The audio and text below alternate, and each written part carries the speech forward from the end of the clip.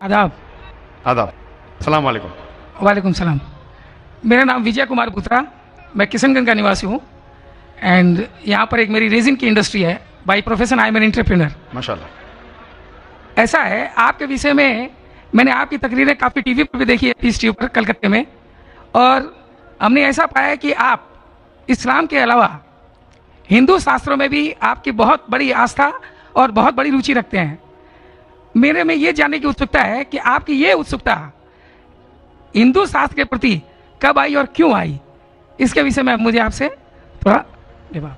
भाई साहब का सवाल है कि उन्होंने मुझे टीवी पे कलकत्ता में कई बार देखा है और ये जाना है कि इस्लाम के अलावा मैं दीगर मज़ाहिब के बारे में बात करता हूँ और हिंदू धार्मिक किताबों के बारे में भी मैं इल्म रखता हूँ। ये पूछना चाहते ये ख्वाहिश कब आई और कैसे आई। मैं जब मेरा मेडिकल कॉलेज में था तो मैं मुतासिर हुआ एक शख्स जिनका नाम था शेख अहमद दीदार।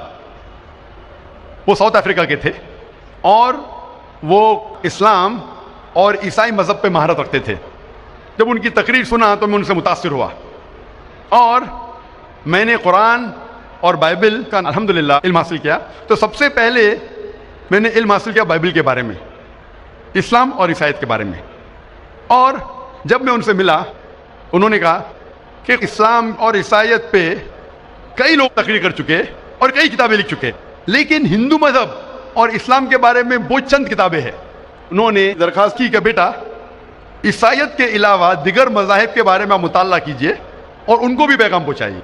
और जब कुरान मजीद की मैंने आयत पढ़ी, कुरान मजीद में अल्लाह ताला ईश्वर कहते हैं सूरह अल इमरान में कुरान नंबर 3 आयत नंबर 64 में, तालौ इला कलिमतिन सवाइन बैना बैनकुम, आओ हम उस बात की तरफ जो आप और हम में यकसा है। सबसे पहली बात क्या है? अल्लाह नाबुदा इल्लल्लाह, कि हम सिर्फ एक ईश्वर की इबादत करें।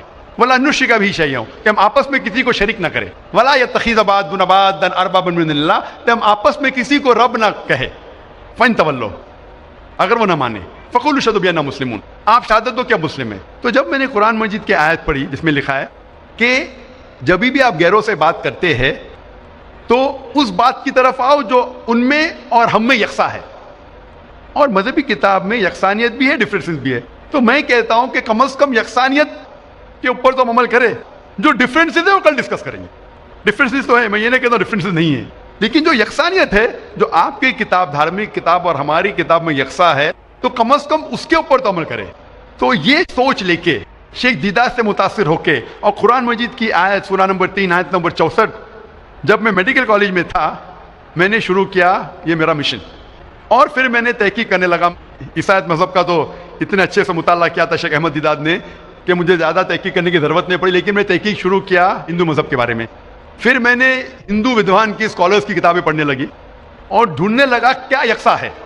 लेकिन कुरान मजीद में कहा गया है कि सबसे पहली बात है अल्लाह नाबुदा इल्लल्लाह, कि हम सिर्फ एक ईश्वर, एक भगवान, एक अल्लाह की इबादत करें। तो जब कुरान मजीद में लिखा है कि यकसानियत में सबसे अहम है कि एक खुदा, तो मैं ढूंढने लगा कि हिंदू मज़हब की किताब में खुदा के बारे में क्या लिखा है। जब पढ़ने लगा तो मुख्तलिफ किताबें थे, मुख्तलिफ स्कॉलर्स थे। मुख्तलिफ स्कॉलर्स को पढ़ने के बाद पता चला कि एक होता है कि मज़हब को जानना किताबों के ज़रिए और एक मज़हब के मानने वालों के ज़रिए। कभी भी मज़हब को जानने के लिए मज़हब के मानने वालों को मत देखो, हो सकता है वो मानने वाले खुद नहीं जानते कि उनका मज़हब क्या कहता है। तो मज़हब को जानने के लिए सबसे बेहतरीन तरीका है कि मज़हब की किताबों का मुताला करें। तो मैंने हिंदू मज़हब की किताबों का मुताला करना शुरू किया, वेद का, उपनिषद का, भगवद गीता का, रामायण का, महाभारत का। जब मुताला करने लगा तो आम तौर पर जब हम पूछते हैं हिंदू से, सबसे पहली बात कि मैं एक ईश्वर में माने। आम हिंदू से पूछते हैं कि कितने भगवान में आप मानते हैं, तो कुछ हिंदू कहेंगे 3, कुछ कहेंगे 100, कुछ कहेंगे 1000, कुछ कहेंगे 33 करोड़। लेकिन अगर आप एक विद्वान हिंदू से पूछेंगे जो अपने हिंदू मज़हब का मुताला कर चुका है, मजहबी किताबों का मुताला कर चुका है, वेद पढ़ चुका है, तो वो कहेगा कि हिंदुओं को सिर्फ एक खुदा में मानना चाहिए। लेकिन आम हिंदू मानता है फिलॉसफी जिसे कहते हैं पैंथीइज्म। आम हिंदू कहता है कि सब कुछ खुदा है, पेड़ खुदा है, चांद खुदा है, सूरज खुदा है, इंसान खुदा है, सांप खुदा है। हम मुसलमान कहते हैं सब कुछ खुदा का है, पेड़ खुदा का है, चांद खुदा का है, सूरज खुदा का है, इंसान खुदा का है, सांप खुदा का है।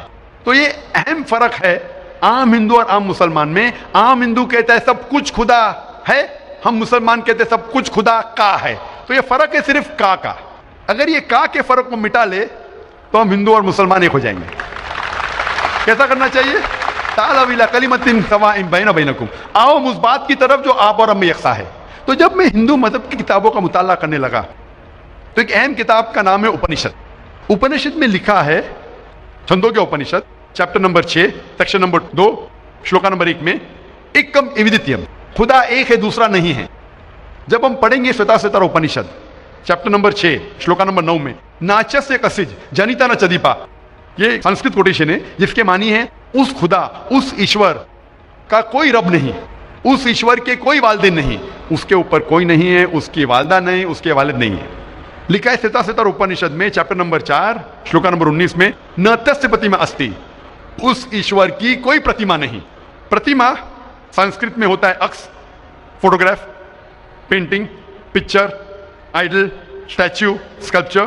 ناتسیہ پرتیما استی، اس ایشور کی کوئی پرتیما نہیں، کوئی عکس نہیں، کوئی پکچر نہیں، کوئی فوٹوگراف نہیں، کوئی پینٹنگ نہیں، کوئی آئیڈل نہیں، کوئی اسکلپچر نہیں، کوئی اسٹیچو نہیں. اور یہ آپ آگے پڑھیں گے یہ وہی چیز لکھا ہوا ہے یجوروید میں. وید ہندو مذہب کی سب سے اونچی کتاب ہے. یجوروید میں لکھا ہے چیپٹر نمبر 32 شلوکا نمبر 3 میں نہ تस्य پرتیما استی، اس ایشور کی کوئی پرتیما نہیں، کوئی عکس نہیں، کوئی فوٹوگراف نہیں، کوئی پینٹنگ نہیں، کوئی پکچر نہیں، کوئی اسٹیچو نہیں، کوئی آئیڈل نہیں، کوئی اسکلپچر نہیں. تو جب ہم ہندو مذہب کی کتابوں کا مطالعہ کرتے پتہ چلتا ہے ہندو مذہبی کتاب میں بھی لکھا ہے خدا ایک ہے، اس خدا کا کوئی عکس نہیں. اور برہم سوتر جو ہندوازم کا ہے وہ ایکم براہم دیوتیا ناستے نینا ناستے کنچن، بھگوان ایک ہی ہے دوسرا نہیں ہے، نہیں ہے نہیں ہے ذرا بھی نہیں ہے. There is only one God, not a second one, not at all, not at all, not in the least but. تو اس ذریعے سے میرا مطالعہ شروع ہوا.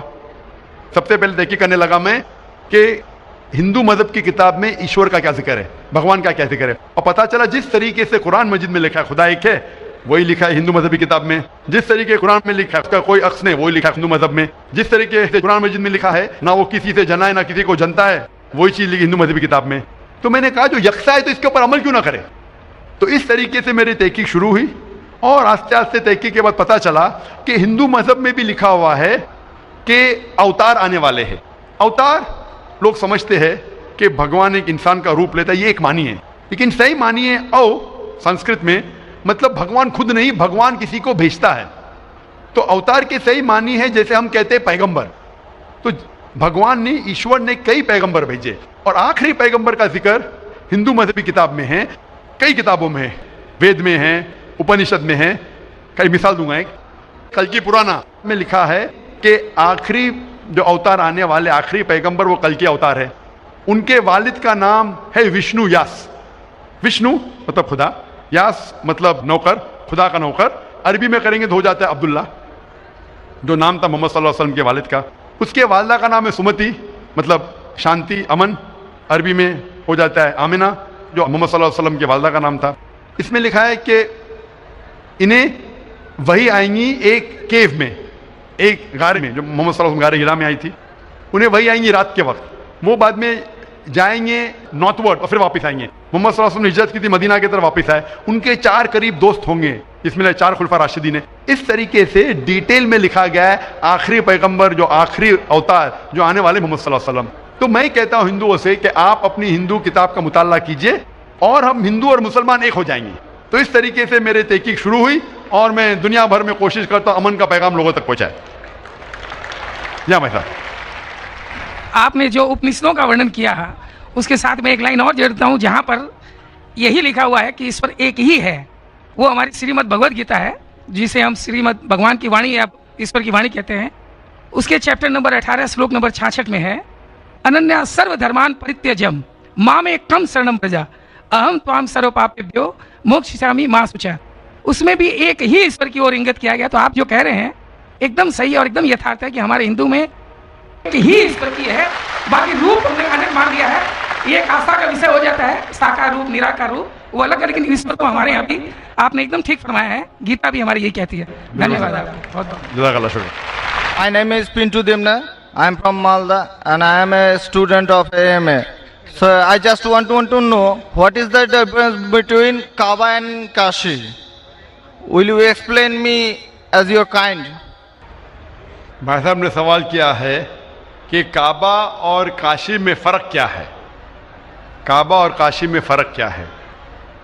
کعبہ قرآن مجید میں اللہ سبحانہ وتعالیٰ فرماتے سورہ عمران میں سورہ نمبر 3 کہ کعبہ اللہ سبحانہ و تعالیٰ کا سب سے پہلا گھر جسے کہا گیا بکہ. اور اللہ تعالیٰ فرماتے سورہ بقرہ میں سورہ نمبر 2 آیت نمبر 144 میں کہ آپ جدھر بھی ہو کعبہ کی طرف منہ کرو، مسجد حرم کی طرف منہ کرو اور آپ نماز پڑھو. تو کعبہ ہمارے مسلمان کے لیے قبلہ ہے، ایک دشا ہے جس کی طرف ہم دیکھ کے اللہ سبحانہ تعالیٰ کی عبادت کرتے ہیں، اور اس کا ذکر قرآن مجید میں ہے. کعبہ ہمارے لیے قبلہ ہے. کوئی بھی مسلمان کعبہ کو نہیں پوچھتا ہے، لیکن کعبہ قبلہ ہے، دشا ہے یکسانیت کے لیے. ہم کعبہ کی طرف منہ کر کے اللہ سبحانہ تعالیٰ کی عبادت کرتے ہیں. کاشی ایک تیرتھ کی جگہ ہے جو ہندو مذہب کی کتاب میں ہے، لیکن جب آپ قرآن مجید پڑھیں گے یا اللہ کے رسول کی حدیث پڑھیں گے، کاشی کا ذکر کدھر بھی قرآن مجید میں نہیں ہے، نہ ہی کوئی اللہ کے رسول کی حدیث میں ہے. لیکن آپ جب وید پڑھیں گے، وید میں کعبہ کا ذکر ہے. وید میں کعبہ کا ذکر ہے. لکھا ہے رگ وید میں جلد نمبر 3 میں لکھا ہے کہ تیرتھ کی ایک جگہ، تیرتھ مطلب جس جگہ خدا کی عبادت کی جاتی ہے، تیرتھ کی ایک جگہ ہے وہ کعبہ. تو کعبہ کا ذکر ہندو مذہبی کتاب میں بھی ہے، قرآن میں بھی ہے اور بائبل میں بھی ہے. بائبل میں لکھا ہے بک آف سامز میں chapter number 84 verse number 2 to 6 میں لکھا ہے blessed are those people who visit the valley of Bakka. تو بائبل میں بھی کعبہ کا ذکر ہے، ہندو مذہبی کتاب میں بھی کعبہ کا ذکر ہے، اور قرآن میں اسلام کی مذہبی کتاب میں بھی ذکر ہے.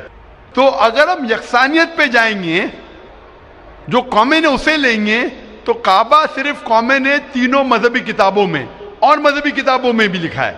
تو جب آپ لیں گے تعالوا الی کلمۃ سواء بین بینکم، آؤ ہم اس بات کی طرف جو آپ اور ہم میں یکساں ہے، تو کعبہ میں یکسانیت ملتی ہے لیکن کاشی میں نہیں. کاشی کا ذکر صرف ہندو مذہبی کتاب میں ہے.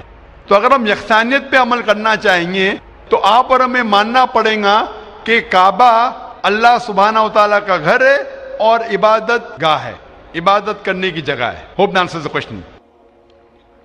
Thank you, sir. Can you explain vividly the points mentioned in the Bible to prove that Jesus, peace be upon him, was not crucified, especially referring to Jonah? Thank you. بہن کا سوال ہے کہ آپ صاف طور سے یہ ثابت کر سکتے بائبل کے ذریعے سے کہ عیسیٰ علیہ السلام کو صلیب پہ نہیں چڑھایا گیا تھا.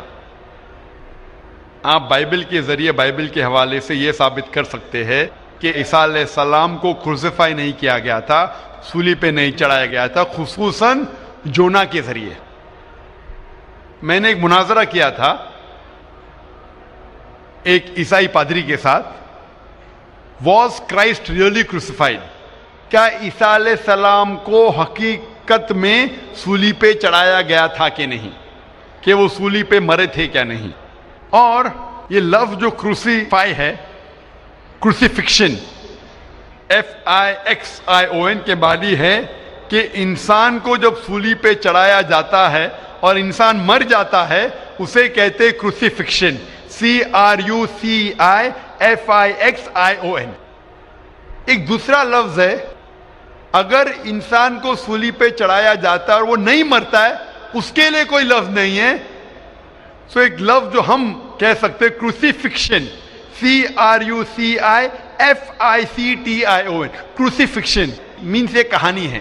تو بہن کا سوال ہے کیا بائبل کے ذریعے یہ ثابت کر سکتے کہ عیسیٰ علیہ السلام کو صلیب پہ چڑھایا نہیں گیا تھا اور وہ صلیب پہ نہیں مرے، خصوصاً یونس علیہ السلام کے حوالے سے. کئی بائبل میں ورسز ہے جس سے یہ ثابت کیا جا سکتا ہے کہ عیسیٰ علیہ السلام کو صلیب پہ نہیں چڑھایا گیا تھا. قرآن مجید میں اللہ تعالیٰ فرماتے ہیں سورہ نساء میں سورہ نمبر 4 آیت نمبر 157 میں، وہ لوگ کہتے ہیں کہ ہم نے عیسیٰ علیہ السلام کو مارا، وما قتلوا وما صلبوہ، نہ ہی ان نے ان کا قتل کیا نہ ہی ان کو انہیں سولی پہ چڑھایا، وما قتلوا وما صلبوہ ولکن شبہ لہم، یہ صرف ایک دکھاوا تھا، ان کو ایسا احساس ہوا، اور جو اس میں اختلاف کرتے ہیں وہ لوگ شبہ میں ہیں، کیونکہ ان کو نہ سولی پہ چڑھایا گیا تھا نہ ان کا قتل گیا، وما قتلوا یقینا، اور ان کو بے شک قتل نہیں کیا گیا تھا۔ تو قرآن مجید میں صاف طور پہ کہا گیا ہے کہ عیسیٰ علیہ السلام کو نہ قتل کیا گیا نہ سولی پہ چڑھایا گیا تھا، یہ صرف ان کو لگا، اور جو کوئی اس میں اختلاف کرتا ہے وہ شبہ میں ہے، ولیکن شبہ لہم، کیونکہ عیسیٰ علیہ السلام کو نہ سولی پہ چڑھایا گیا نہ قتل کیا گیا۔ ابھی یہ قرآن مجید میں کیونکہ لکھا ہے تو ہم مسلمان مانتے ہیں، ہم بائبل سے کیسے ثابت کر سکتے ہیں کہ عیسیٰ علیہ السلام کو سولی پہ نہیں چڑھایا گیا؟ لکھا ہے گاسپل آف میتھیو میں چیپٹر نمبر 12 ورس نمبر 38 میں کہ جب لوگ آتے ہیں اور عیسیٰ علیہ السلام سے کہتے ہیں کہ آپ ہمیں ایک معجزہ دکھاؤ، ہمیں نشانی دکھاؤ تاکہ ہم مانیں کہ آپ اللہ کے پیغمبر ہیں، تو عیسیٰ علیہ السلام کہتے ہیں O evil and adulterous generation you seek after a sign no sign shall be given to you except the sign of Jonah۔ عیسیٰ علیہ السلام کہتے ہیں، انہیں گالی دیتے ہیں اور کہتے ہیں کہ آپ کو کوئی نشانی دی نہیں جائیں گی، کوئی معجزہ دی نہیں جائیں گا، صرف سائن آف جونا، یونس علیہ السلام کی نشانی۔ No sign shall be given to you except the sign of Jonah. For as Jonah was 3 days and 3 nights in the belly of the fish, so shall the Son of Man be 3 days and 3 nights in the heart of the earth۔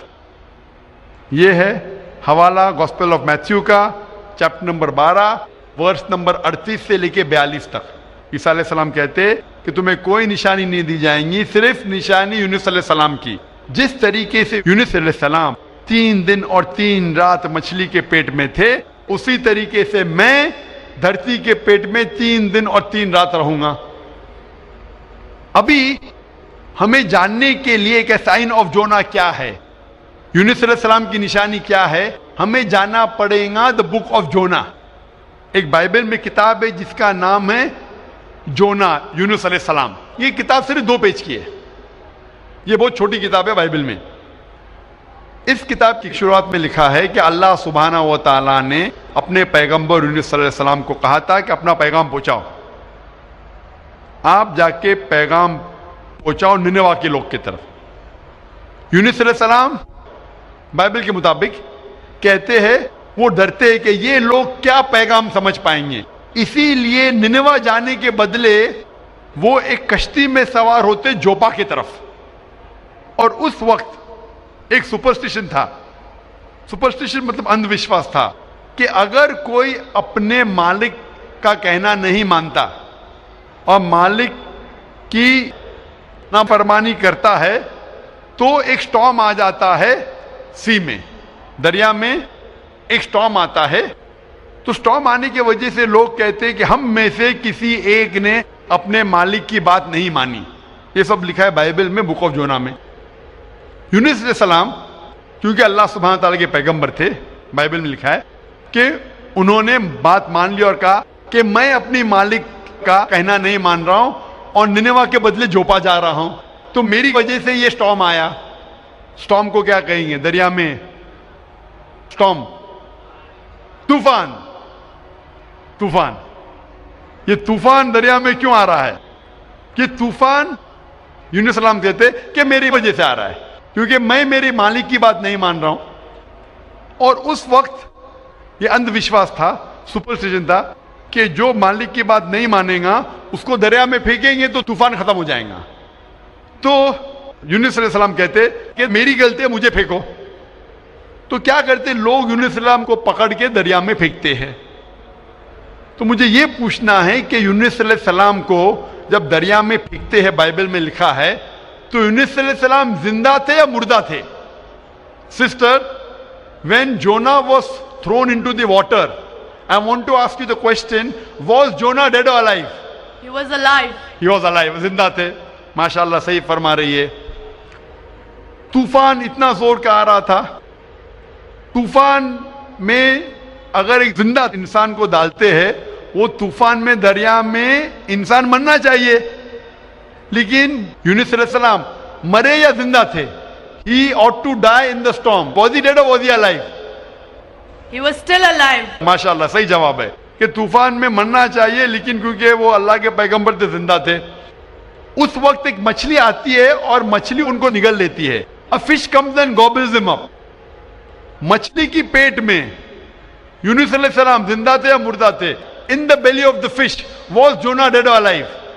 He was alive. He was alive. वो जिंदा थे. मछली के पेट में 3 दिन मछली यूनुस अलैहिस्सलाम को पेट में लेके बाइबल के मुताबिक वो घूमती है, सारे समुंदर घूमती है 3 दिन तक. मछली की पेट में सफोकेशन, ना बराबर से इंसान सांस ले सकता है, ना जी सकता है. इंसान को मरना चाहिए या जीना चाहिए? मरना चाहिए. लेकिन यूनुस अलैहिस्सलाम जिंदा थे या मर गए? जोना, though he was 3 days, he was there in the belly of the fish. For 3 days the fish took him in the water. He ought to die. Was Jonah yet dead or alive? He was still alive. He was still alive. माशाल्लाह अभी तक जिंदा थे. बहन सही जवाब दे रही है. 3 दिन के बाद वो मछली यूनुस अलैहिस्सलाम को उल्टी कर देती है, मतलब पेट में से बाहर निकलते यूनुस अलैहिस्सलाम और वो समुंदर के किनारे पे आते हैं. जिंदा या मुर्दा? The fish vomits out Jonah, peace be upon him, and throws him onto the shore. When Yunus alayhi salam, when Prophet Jonah was thrown on the shore, was he dead or alive? He was alive but unconscious. Alive but unconscious. After some time, did he gain consciousness or not? Yes, he did. Fine. Finally he was conscious and alive. Alive. Na? Alive. Fine. Alive. So alive, alive, alive, alive. Miracle of a miracle of a miracle of a miracle. वो जिंदा थे. एक जिंदा आदमी को दरिया में जब फेंकते, मरना चाहिए, नहीं मरते हैं, जिंदा रहते, मौजज़ा. तूफान में मरना चाहिए, नहीं मरते, जिंदा रहते, मौजज़ा. मछली आके निगल लेती है, मरना चाहिए, जिंदा रहते, मौजज़ा. मछली 3 दिन तक उनको समुंदर में घुमाती है, मरना चाहिए, नहीं मरते, मौजज़ा. मछली उनको उल्टी करती है दरिया के किनारे पे, वो जिंदा रहते, मौजज़ा. मौजज़ा का मौजज़ा का मौजज़ा का मौजज़ा. अभी यहां ईसा अलैहिस्सलाम कहते हैं कि जिस तरीके से यूनुस अलैहिस्सलाम मछली के पेट में 3 दिन 3 रात तक रहें, उस तरीके से ईसा अलैहिस्सलाम धरती के पेट में 3 दिन और 3 रात तक रहेंगे. Now sister, I want to ask you, according to you, when Jesus Christ, peace be upon him, was in the sepulcher, was he dead or alive? He was alive. He was alive. So if he was alive, then how was he crucified? Crucified means someone dying on the cross. बहन कह रही कि ईसा अलैहिस्सलाम जब उनको लेके गए थे कब्र में, वो जिंदा थे. तो क्रूसिफाई होने के लिए, सूली पे मरने के लिए इंसान को मरना चाहिए. तो वो बाइबल के मुताबिक वो सूली पे लगाया गया था, लेकिन मरे नहीं, उन्हें उतारा गया था, वो जिंदा थे. और जब कब्र में लेके गए थे सेपल्कर, उस टाइम बहुत लंबी चौड़ी कब्र होती थी, बोगदा होता था, बड़ा बोगदा होता था जिसके अंदर इंसान खड़ा भी हो सकता था. 3 दिन और 3 रात तक ईसा अलैहिस्सलाम फरमाते कि जिस तरीके से यूनुस अलैहिस्सलाम 3 दिन और 3 रात मछली के पेट में रहें, उसी तरीके से मैं 3 दिन और 3 रात धरती के पेट में रहूंगा. उसका मतलब ईसा अलैहिस्सलाम जिंदा थे. अगर जिंदा थे तो सूली पे नहीं मरे हो. तो इसीलिए बाइबल के जरिए एक तरीका है साबित करने के लिए कि ईसा अलैहिस्सलाम सूली पे नहीं मरे, वो जिंदा थे. और कुरान मजीद की बात सही है कि वमा कतलू वमा सलबू, ना वो सूली पे मरे ना उनका कत्ल किया है. ये सिर्फ एक शक और शुबा है. Hope that answers the question, sister. Thank you. Sister, I would like to ask you that now do you believe that Jesus Christ, peace be upon him, did not die on the cross? I do believe, but I just wanted to prove my friends or my colleagues as to Jesus Christ was not crucified according to their own version, that is Bible. What's your name, sister? What's your name, sister? I am Sahadia Naz and I'm a teacher by profession. You are a Muslim. Yes, I am. MashaAllah. Okay, anyway, hope you have satisfied your friend. Yes, I am. But we request that the non-Muslim should be given the first chance to ask the question. Okay, thank you.